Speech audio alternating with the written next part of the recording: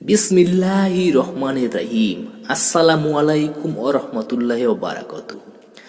তো প্রিয় ভাইরা আমার, আজকের আলোচ্য বিষয় হচ্ছে কঠিন কিয়ামতের দিনে মিজানের পাল্লা ভারী করার জিকির ও আমল। আমরা কোন কোন জিকির করলে কঠিন কিয়ামতের দিনে মিজানের পাল্লা ভারী হবে ও শক্তিশালী হবে তা আমি এই পর্বে আপনাদের সামনে উপস্থাপন করব। আপনারা ভিডিওটি মনোযোগ দিয়ে শুনবেন, কেউ স্কিপ করবেন না। তো প্রিয় দর্শক, মিজানের পাল্লা ভারী করার চমৎকার 10টি আমলের কথা আপনাদের সামনে উপস্থাপন করতেছি। মুমিন মুসলমানের জন্য 10টি আমলের গুরুত্ব অনেক বেশি, যে আমলগুলোর বিনিময়ে মহান আল্লাহ তাআলা মুমিন বান্দার আমল নামায় অগণিত সওয়াব দান করবেন। মিজানের পাল্লায় তা হবে 7 আসমান ও 7 জমিনের চেয়ে বেশি ওজন। হাদিসের একাধিক বর্ণনায় উঠে আসা চমৎকার 10টি আমল হলো: 1 নাম্বার, সকাল সন্ধ্যা লা ইলাহা ইল্লাল্লাহ জিকির করা। যে ব্যক্তি সকাল সন্ধ্যায় লা ইলাহা ইল্লাল্লাহ জিকির করবে তার আমল নামার পাল্লা 7 আসমান ও 7 জমিনের চেয়ে ভারী হবে, তার জন্য জান্নাত হবে সুনিশ্চিত। হাদিসে এসেছে, হযরত আব্দুল্লাহ ইবনে উমর ইবনে আস রাদিয়াল্লাহু আনহু থেকে বর্ণনা করেন, রাসূলুল্লাহ সাল্লাল্লাহু আলাইহি সাল্লাম বলেছেন, আল্লাহর নবী নূহ আলাইহিস সালাম মৃত্যুর সময় তার ছেলেকে এ বলে ওসিয়ত করেছেন যে দুটি জিনিসের আমল করবে আর দুটি জিনিস থেকে বিরত থাকবে। আমলের আদেশ ছিল লা ইলাহা ইল্লাল্লাহর জিকির করা। মনে রেখো, যদি 7 আসমান ও 7 জমিন এক পাল্লায় রাখা হয় আর অপর পাল্লায় লা ইলাহা ইল্লাল্লাহ রাখা হয়, তবে লা ইলাহা ইল্লাল্লাহর পাল্লা ভারী হবে।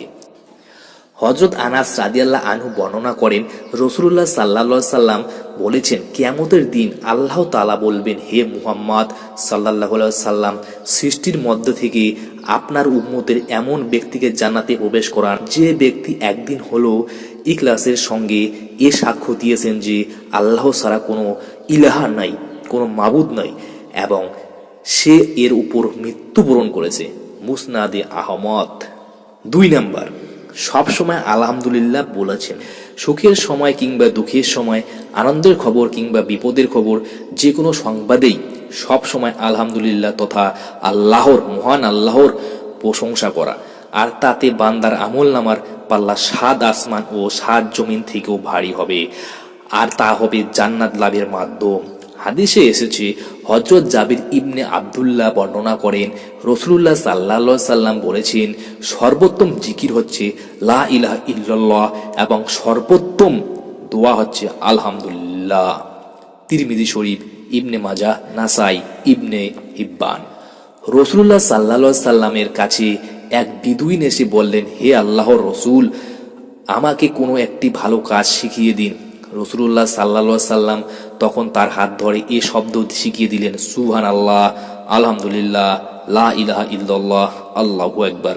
লোকটির হাত ধরিয়ে প্রিয় নবী বললেন, এ শব্দগুলি বেশি বেশি করে পড়বে। লোকটি একথা শুনে চলে গেলেন। কিছুদিন যাওয়ার পর লোকটি আর রাসূলুল্লাহ সাল্লাল্লাহু আলাইহি সাল্লামের দরবারে ফিরে আসলেন। রাসূলুল্লাহ সাল্লাল্লাহু আলাইহি সাল্লাম মুস্কি এসে বললেন, লোকটি কি যেন চিন্তা করতেছে। ফিরে এসে লোকটি প্রিয় নবীকে বললেন, সুবহানাল্লাহ, আলহামদুলিল্লাহ, লা ইলাহা ইল্লাল্লাহ, আল্লাহু আকবার।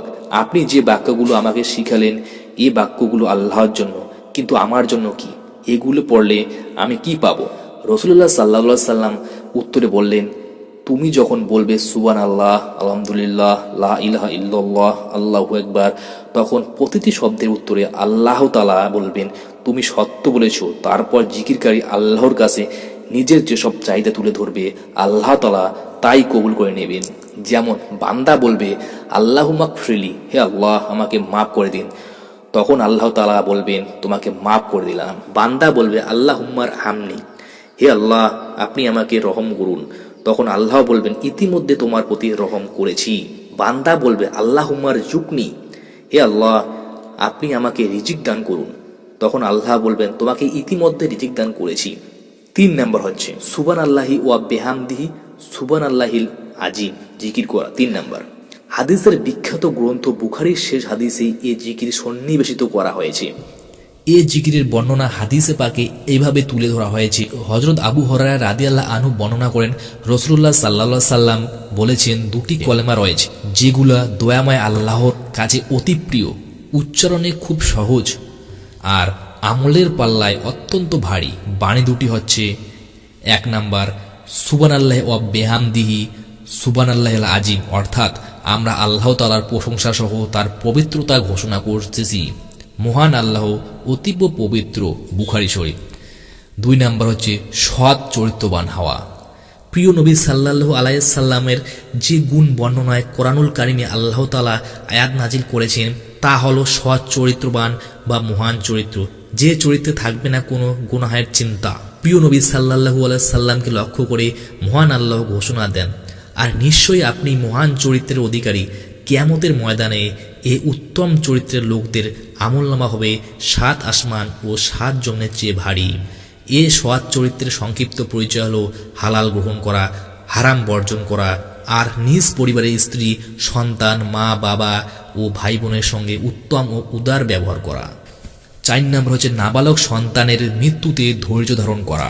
অল্প বয়সে মৃত্যুবরণকারী সব শিশুই তার মা, বাবা ও আত্মীয় স্বজনের জন্য নাজাতের ওসিলা, পরকালের আরাম লাভের অনুষঙ্গ এবং সুপারিশকারী, আর দুনিয়াতেই হবে সুখ ও সম্পদের অধিকারী।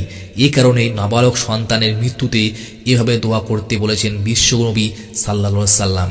তা হলো ছেলে শিশু হলে উচ্চারণ আল্লাহুম্মাজ আলহু লানা ফারাতাও, ওয়াজ আলহু লানা আজরাও, ওয়া জুকরাও, ওয়াজ আলহু লানা সাফিয়াও, ওয়া মাসাফা। আর মেয়ে শিশু হলে উচ্চারণ আল্লাহুম্মাজ আলহা লানা ফারাতাও, ওয়াজ আলহা লানা আজরাও, ওয়া জাখরাও, ওয়াজ আলহা লানা সাফিয়াতাও, ওয়া মুসফা। সুতরাং কারো শিশু সন্তান ছেলে বা মেয়ে মারা গেলে জানাজা সহ পরবর্তী সময়ে এ দোয়া বেশি পড়া জরুরি।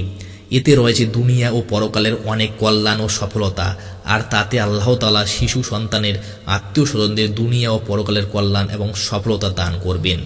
5 নাম্বার, অন্যের জন্য যে ব্যক্তি দোয়া করে। নিজের জন্য দোয়া করার পর যারা মুমিন মুসলমান নারী পুরুষের জন্য এভাবে দোয়া করে, কুরআনুল কারিমে আল্লাহ তাআলা প্রিয় নবী সাল্লাল্লাহু আলাইহি সাল্লামকেও মুমিন মুসলমানের জন্য দোয়া করতে এইভাবে নির্দেশ দিয়েছেন। 6 নাম্বার হচ্ছে কেউ মারা গেলে জানাজায় অংশগ্রহণ করা।